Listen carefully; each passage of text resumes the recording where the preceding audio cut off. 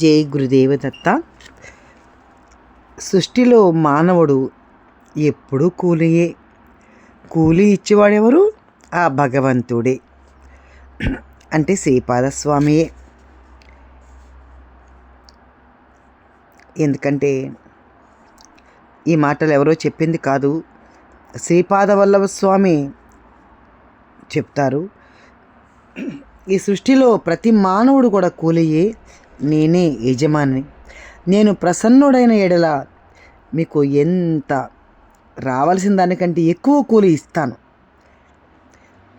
ఎప్పుడు అంటే నీకు అంత అర్హత ఉందా లేదా అని చూస్తాను. అర్హత ఉంటే నేను తప్పకుండా ఇస్తాను.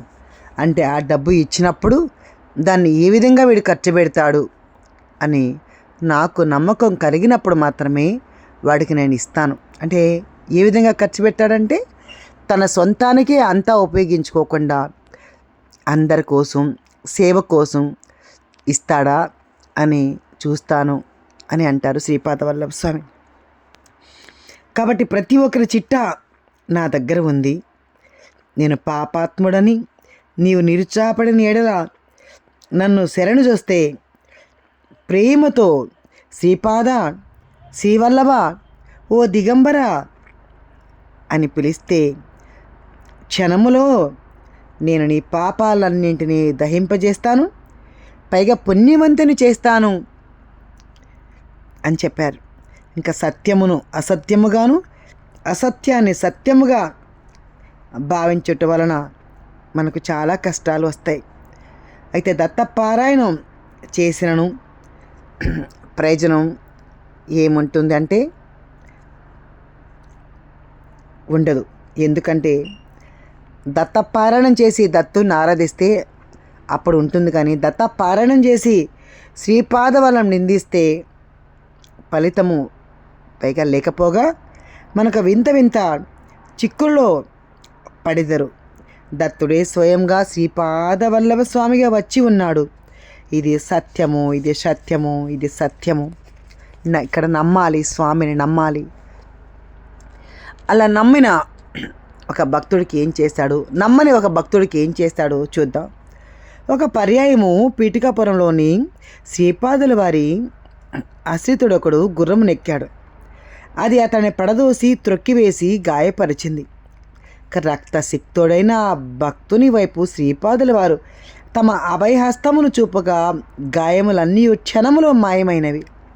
శ్రీపాదుల వారి యందు నమ్మకం ఇసుక అంతయు లేని మరొకనికి అదే రోజున 100 వరహాలతో నిండిన పాత్ర ఒకటి లభించింది. అప్పుడక్కడ ఉన్న వాళ్ళ తాతగారు అడిగారు, సుబ్బయ్య అంటే వెంకటప్ప శ్రేష్ఠి గారు అడిగారు. దానికి శ్రీపాద స్వామి ఇలా చెప్పారు, నా భక్తుడైన వీడు మరణించవలసిన రోజు, వీని ఆయుష్ని మరొక 20 సంవత్సరాలు నేను పొగిడించినాను. ఇది వీని అనన్య భక్తికి ప్రతిఫలముగా నిర్ణయించిన విషయం. ఇంకా 100 వరహాలు దొరికిన వానికి ఈరోజు మహా ఐశ్వర్యం కలగవలసిన రోజు. వాడు భక్తిభావం ఇసుకమంతయో లేక భక్తులను అవహేళనం చేయుచుండటం వలన వాని మహా ఐశ్వర్యము యోగమును కేవలం 100 వరహాలకు కుదించితిని. నా యందు కేవల భక్తి గలవానికి నేను దాసునుడు.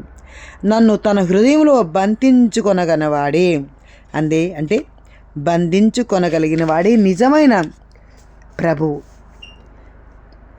కాబట్టి త్రిలోక అధిపతి అయిన పరమేశ్వరుడు కూడా అటువంటి వానికి దాసుడై సంచరిస్తాడు. మనం అనుకుంటాం చాలా భక్తుడు, నేను నమ్మాను భగవంతుని, నాకెందుకు ఇన్ని కష్టాలు పెట్టారు అనుకుంటాం. అతను ఆ రోజు మరణించవలసిన ఆ రోజుని అతడు చిన్న గాయంతో సరిచేశాడు స్వామి. మరి ఇంకొకతనికి మహా ఐశ్వర్యం ప్రాప్తించవలసిన రోజుని చాలా ఒక చిన్న కొంచెం మాత్రమే డబ్బులు దొరికేలాగా చేశాడనమాట. అంటే ఒక 100 వారం